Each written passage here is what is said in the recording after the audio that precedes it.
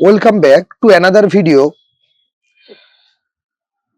SB institute এবং আমাদের YouTube channel, সেটা তো সকলে দেখতেই পাচ্ছ। ইউটিউব চ্যানেলটাকে academic SB all in one নতুন একটি ভিডিও নিয়ে চলে এসেছি। মাধ্যমিকের পরে যখন সবাই অ্যানালাইজ করছিল কোশ্চেন নিয়ে, কেমন হলো কি হলো, সত্যি কথা বলতে কি আমার এখানে মাধ্যমিকের পরে সবচেয়ে গুরুত্বপূর্ণ যে পরীক্ষা থাকে সেটা হলো এইচএস এর প্রচুর স্টুডেন্ট এইচএস পরীক্ষা দিচ্ছে, সঙ্গে গ্রাজুয়েশন মানে ছাত্রছাত্রীদের সেমিস্টার পরীক্ষা শুরু হয়ে গিয়েছিল। ফলে আমি অ্যানালাইজ করে ভিডিও দিতে পারিনি, কারণ আমার কাছে মনে হচ্ছে অ্যানালাইজ করে ভিডিও দিয়ে যাচাই করার চাইতে খুব বেশি বেশি করে গুরুত্বপূর্ণ হচ্ছে সেটা হলো এইচএস এর প্রিপারেশন নেওয়ানো এবং গ্রাজুয়েশনের প্রিপারেশনের ব্যবস্থা করা। তাই দিতে পারিনি, মানে সময় পাইনি, এক কথায় অজুহাত দিলাম না, সময় পাইনি। আজকে সময় পেয়েছি, প্রশ্ন নিয়ে একটু অ্যানালাইজ করে দিই। যারা 2027 সালে মাধ্যমিক পরীক্ষা দিয়ে চলেছে তারাও দেখবে ভিডিওটাকে, আর যারা 2026 সালে মাধ্যমিক পরীক্ষা দিয়ে এলে তারা দেখবে। যে বলেছিলাম আমি তোমাদেরকে, আমি একটা ভিডিও বানিয়ে দিয়েছিলাম জিওগ্রাফি, নতুন চ্যানেল, হয়তো অনেক ভিডিও করতে পারিনি, ঠিক আছে, অল্প অল্প ভিডিও হয়েছে।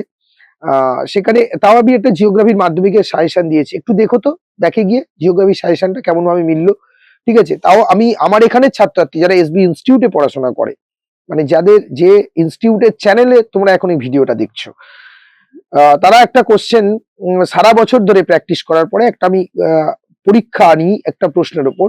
সেই প্রশ্নে আমি কিছু কিছু দাগ নম্বর অনুযায়ী কিছু কিছু ইম্পর্টেন্ট প্রশ্ন বলে দিই, তার মধ্যে থেকে বেছে তাদেরকে পরীক্ষা দিতে হয়।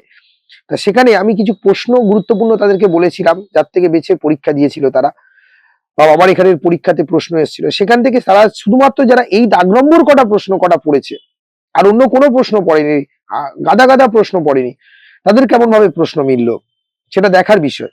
দেখো, আমাদেরকে প্রথমে বলি 4 নম্বরের প্রশ্ন জিওগ্রাফিতে 3টে লিখতে হয়, 3 নম্বরের প্রশ্ন 4টে লিখতে হয়, আর 5 নম্বরের প্রশ্ন লিখতে হয় 4টে।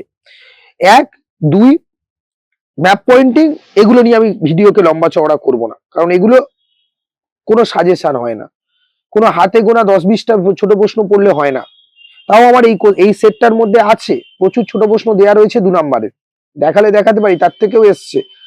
ইভেন খাতাতে যেগুলো সারা বছর লেখা পুরো তুলে দিয়েছে হুবহু, কিন্তু ওগুলো বলে বা দেখিয়ে আমার মানে ভিডিওকে লম্বা করে করার এতটুকু ইচ্ছা নেই।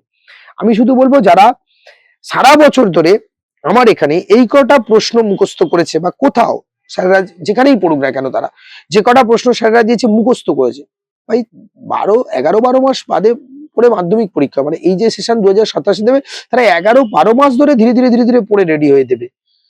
ওই কোনো অজুহাত চলবে না, কোনো অজুহাত চলবে না। শুধু এই কটা প্রশ্ন যদি তারা ভালো করে দেখে যেত না, তাদের সব কটা 3 নম্বরের বিকিউ কমন আসতো, সব কটা 5 নম্বর অথবা সমেতও কমন আসতে পারতো। এখন দেখার বিষয়, মাধ্যমিক পরীক্ষাতে 3 নম্বরের বিকিউ কোনগুলো এসেছিল আর 5 নম্বরের বিকিউ কোনগুলো এসেছিল, যেগুলো আমার এখানের সঙ্গে মিল আছে কিনা। এখন দেখো, এটা আমার কাছে হাতে আছে মাধ্যমিকের প্রশ্ন 2026 সালের, যেখানে আমি একেবারে 3 নম্বর দাগে যাচ্ছি। আরো একবার বলি, অনেকে মনে ভাবতে পারো যে 1-2টাও দেখাও, 100 পৃষ্ঠাতে লেখা হাজারো প্রশ্ন, সেগুলো দেখানো যায় না, ঠিক আছে। তাই আমি শুধু বিকিউসটা দেখাচ্ছি। যদি চেনা জানা আশপাশে কেউ থাকো, তারা যারা পড়ছে এখানে, তাদের কাছ থেকে দেখতে পারো, দেখলে দেখবে এরকম ধরনেরই প্রশ্ন লিখিয়ে রাখা আছে বা দেয়া হয়। সেটা নট অনলি মাধ্যমিকে, 11-12 সব ক্লাসে, মানে একইভাবে একদম হুবহু কমন চলে আসার মতো প্রশ্ন দেয়া থাকে। ছাত্রছাত্রীকে বলবো, রিকোয়েস্ট করব, দেখো শুধু ভালো জিনিস পেলে হবে না, একটু ভালো করে পড়াশোনা করতে হবে। আর পরীক্ষা দিয়ে এসে কোনো স্যারকে এই হয়েছে, ওই হয়েছে, হ্যান হয়েছে, ত্যান হয়েছে, স্যার এটা বলে দিলেন না কেন শিওর করে, এসব বলে লাভ নেই। সত্যি কথা, কেউ তোমাদের সমব্যথী হবে না, কেউ হবে না। কারণ স্যাররা বলবেন যে তারা তো দিয়ে দিয়েছেন, তোমরা কেন পড়োনি। তোমরা তো তোমাদের গুরুজনরা বলবে, তোদেরকে এত পেছনে কত টাকা খরচা করছি, কেন তোদের ভালো রেজাল্ট হবে না। তোমাদের আশপাশের প্রতিবেশীরা, তারা তো হাঁ করে বসে থাকবে কবে মাধ্যমিকের রেজাল্ট বেরোবে, ওই বাড়ির মেয়েটা কেমন রেজাল্ট করেছে, ছেলেটা রেজাল্ট করেছে, মানে নিজের বাড়ির চাইতে তার অন্যের পাশের বাড়ির প্রতি বেশি মনোযোগ থাকে। তাই সকলের মনোযোগ তোমার প্রতি, তাহলে তোমার এই 1 বছরের মনোযোগ কি থাকা উচিত নয় পড়াশোনার পেছনে? জাস্ট এই কটা প্রশ্ন যদি করলে আমাদের হয়ে যায়। যাক, আমরা 3 আর 4 নিয়ে বলে দিই, 3 আর 5 নম্বরের বিকিউ নিয়ে বলে দিই, লম্বা চওড়া না করে ভিডিওকে, ঠিক আছে। দেখো, আমার এখানে পরীক্ষাতে একদম মিলিয়ে দিচ্ছি, এটা 2026 সালের শুরুতেই দেখিয়েছি, 2026 সালের প্রশ্ন এটা, ঠিক আছে। আর এখানে আমরা দেখো 4 নম্বর, দেখো এই জিওগ্রাফির প্রশ্ন সকলকে বাড়িতে আনতে দিয়েছে, সো মিলিয়েও নিতে পারো খুলে। সমুদ্র বায়ু স্থলবায়ু যে কোনো 3টি পার্থক্য লেখো, একটি 3 নম্বরের। শুধু বিকিউ কটাও যদি কমন করে দেওয়া যায় না, তাতে অনেক ছাত্রছাত্রীর নম্বর হয়ে যাবে, মানে প্রচুর নাম্বার পাবে। এখানে দেখো আমাদের এখানে সমুদ্র বায়ু স্থলবায়ুর পার্থক্যগুলি আলোচনা করো, মানে অথবার প্রশ্ন ছিল সমুদ্র বায়ু স্থলবায়ুর পার্থক্য। কত দাগে? 4.1 সমুদ্র বায়ু স্থলবায়ুর পার্থক্য। এখানে দেখো 4.1 অথবাতে সমুদ্র বায়ু স্থলবায়ুর যে কোনো 3টি পার্থক্য, একটা 3 কমন। এবার আসা যাক 4.2, দেখো 4.2 এর দাগ। 4.2 এর দাগে আমি প্রশ্নে কি দিয়েছিলাম? বর্জ্য ব্যবস্থাপনায় শিক্ষার্থীদের যে কোনো 3টি ভূমিকা। আর এরা প্রশ্নে কি দিয়েছে 4.2 তে মাধ্যমিক বোর্ড? বর্জ্যের ব্যবস্থাপনায় শিক্ষার্থীর ভূমিকা যে কোনো 3টি উল্লেখ করো। নেক্সট 4 পয়েন্ট, আমি অন্য প্রশ্নে আর যাচ্ছি না, আমি জাস্ট একেবারে হিট কমন গুলোকেই তোমাদের বলছি। 4.3 4.3 এর দাগের প্রশ্নে দেখো, আমার এখানে প্রশ্ন দিয়েছিলাম কি, এসবি ইনস্টিটিউটের লোগো রয়েছে, পূর্বঘাট পশ্চিমঘাট পর্বতমালার মধ্যে 3টি পার্থক্য। এরা কি প্রশ্ন দিয়েছে? ভারতের পূর্বঘাট পশ্চিমঘাট মানে পর্বতমালা, পার্থক্য লেখো। ঠিক আছে, তাহলে 4.3 সঙ্গে 4.3 হুবহু মিলে গেল। 4.4 এ মধ্যশিক্ষা পর্ষদ দিয়েছিল ভূ বৈচিত্র্য সূচক মানচিত্র এবং উপগ্রহ চিত্রের যে কোনো 3টি পার্থক্য লেখো। তার অথবাই দিয়েছিল দূর সংবেদন ব্যবস্থার সুবিধাগুলি উল্লেখ করো। আর আমি দিয়েছিলাম কোন প্রশ্ন? উপগ্রহ চিত্রের প্রধান 3টি ব্যবহার উল্লেখ করো। আর দিয়েছিলাম কি, দূর সংবেদন ব্যবস্থার সুবিধা অসুবিধা। একটু জুম করে হলে বা স্ক্রিনশট তুলে নিয়ে দেখো, বা এখানে যে প্রশ্নগুলো দেওয়া আছে পরের বছর 2027 যারা দিতে যাচ্ছ তারা কেমন ভাবে করবে, তারা আমার সাথে যোগাযোগ করতে পারো, আমি হেল্প করে দেবো, বিনা পারিশ্রমিকে হেল্প করে দেবো তাদেরকে, যদি যোগাযোগ করে বা তাদের শিক্ষক মহাশয়রা যেটা দিচ্ছে সেটা ফলো করো, তারা হয়ে যাবে। দেখো আমি দিয়েছিলাম পরীক্ষাতে, এরা প্রশ্ন দিয়েছিল ভূবৈচিত্র্য সূচক মানচিত্র উপগ্রহ চিত্রের যে কোনো 3টে পার্থক্য, আমি দিয়েছি ভূবৈচিত্র্য সূচক মানচিত্র উপগ্রহ চিত্রের 3টে পার্থক্য। এই প্রশ্নটা দেখো, এই প্রশ্নটা ঠিক আছে। আর আমি দিয়েছিলাম দূর সংবেদন ব্যবস্থার সুবিধা, দূর সংবেদন ব্যবস্থার সুবিধা, এই দুটো প্রশ্ন হুবহু একদম এখানটা তুলে দিয়েছে। তাহলে আমরা 3 নম্বরের প্রশ্ন মাধ্যমিকে কটা করবো বলে স্থির করে যাই? দেয় আমাদের কটা? 8টা, প্রতি দাগে দুটো দুটো করে, মানে 8টা দেয় আমাদের করতে হয়, প্রত্যেক দাগ থেকে একটা। দেখো 4.1 এ সমুদ্র বায়ু স্থলবায়ুর মধ্যে পার্থক্য মিলে গেল, একটা কমন। 4.2 তে আমাকে একটাই লিখতে হবে, একটা কমন। 4.3 তে আমাকে একটা লিখতে হবে, একটা কমন। 4.4 এ দুটোর মধ্যে একটা লিখতে হবে, দুটোই কমন। আবার কি চাই? আবার কি চাই ছাত্রছাত্রী?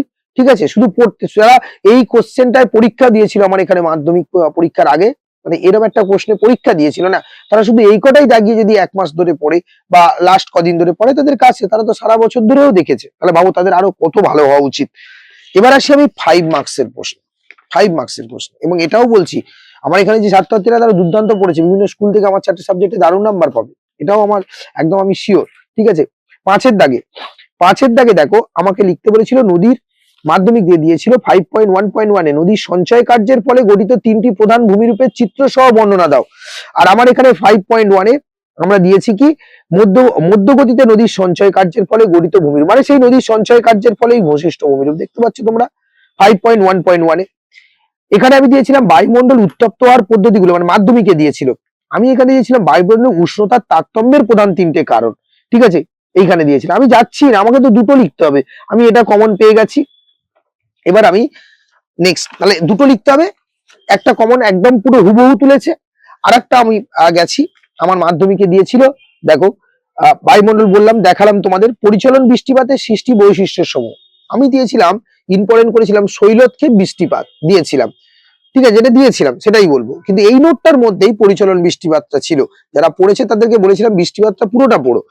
আর দেখো এখানে মাধ্যমিকের জলবায়ুর উপর সমুদ্র স্রোতের প্রভাবগুলি আলোচনা করো, তা সেখানে সেক্ষেত্রে পৃথিবীর জলবায়ুর উপর সমুদ্র স্রোতের প্রভাবগুলো আলোচনা করো। দেখো আমার কোশ্চেনে 4.1.4 এ দেওয়া রয়েছে, আর এখানেও দেওয়া আছে 4.1.4 এ, একই প্রশ্ন একদম।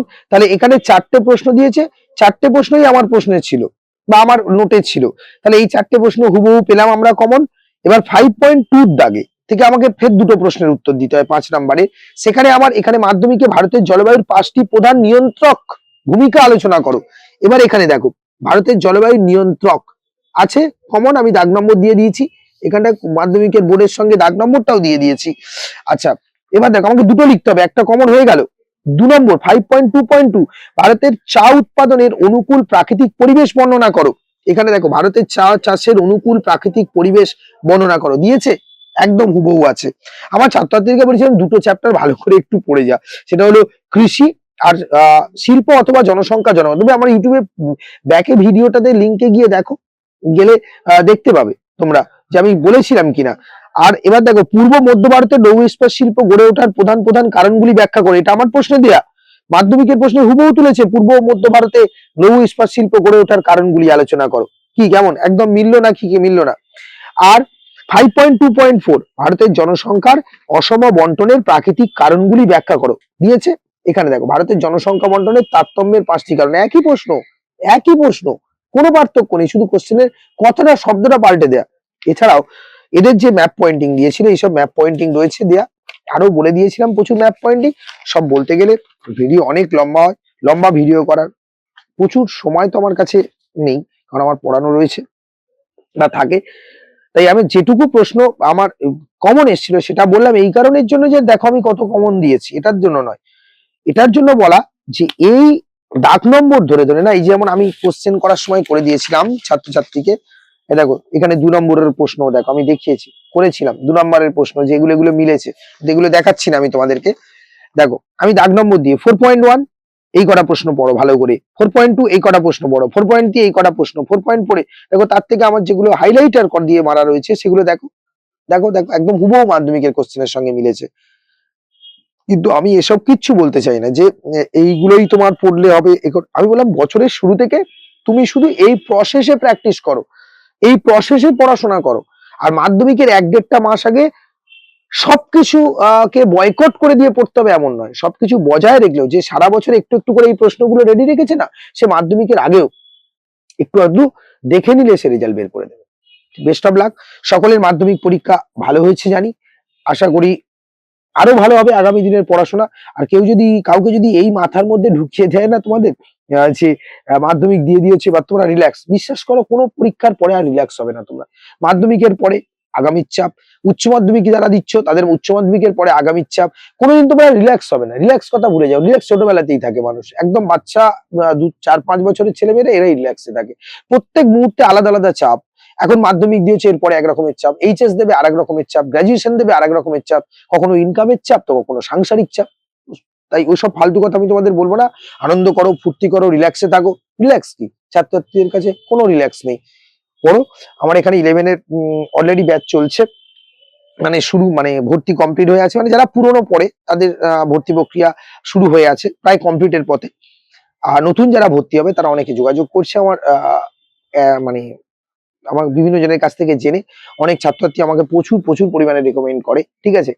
কারণ তারা ভর্তি হচ্ছে নতুন ব্যাচের জন্য। কেউ ভর্তি হতে ইচ্ছুক থাকলে ফোন না করে আমাকে হোয়াটসঅ্যাপ করে দিও। প্রচুর ফোন ঢুকছে, ফোন না করে একটু হোয়াটসঅ্যাপ করে দিও, ঠিক আছে। আর যদি একান্তই হয়, যদি ফোন করতেই মনে হয়, তাহলে একটা নির্দিষ্ট টাইমে মানে ওই 12টা থেকে বিকেল 4টের মধ্যে ফোন করলে খুব ভালো হয়।